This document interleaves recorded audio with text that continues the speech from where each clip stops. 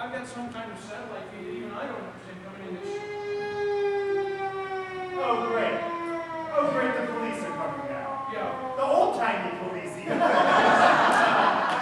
The Atlanta comedy community is rejoicing as the Relapse Comedy Theatre has reopened its doors after closing just over 3 years ago.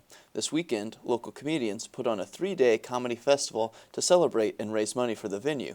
Charles Islas is an improv comedian, manager of the theater, and helped organize the event. I started here. I didn't know anything about theater. I didn't know anything about comedy before I started here. I was a pretty bad kid, and this kind of just gave me a different light to, focus my energy on. And it's been fun, and I love doing it. It's nothing's better than making someone laugh. So that's why.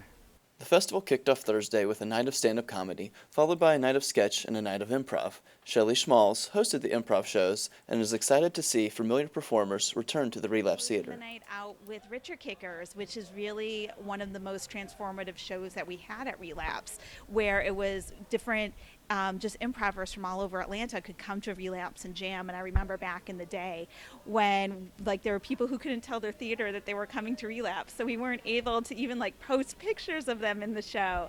So I think the scene has come a long way since 2007 when this show launched. So it's really amazing that it's closing out tonight's show. Islas says that Relapse was a venue space open to all performers that needed a stage if they were willing to organize their own shows. This allowed for creative and experimental comedy, but many performers were displaced when the theater had no other option than to close their doors. Well, I really do think that when Relapse first showed up, it spawned a whole lot of influences. A lot of more actors, a lot more improvisers, a lot more stand-ups started showing up. A lot of people got their start here.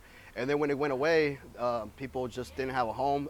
Islas and Relapse are excited to move forward and rejoin the Atlanta comedy community, and they say we can expect other great shows in the near future. Yeah, I have 20 million ideas, and it's floating through my head to continue doing shows ideas, scheduling kind of things. So I'm going to keep trying to put my influence in there and see what sticks to the wall, From Atlanta, this has been a report for Georgia State Digital Journalism.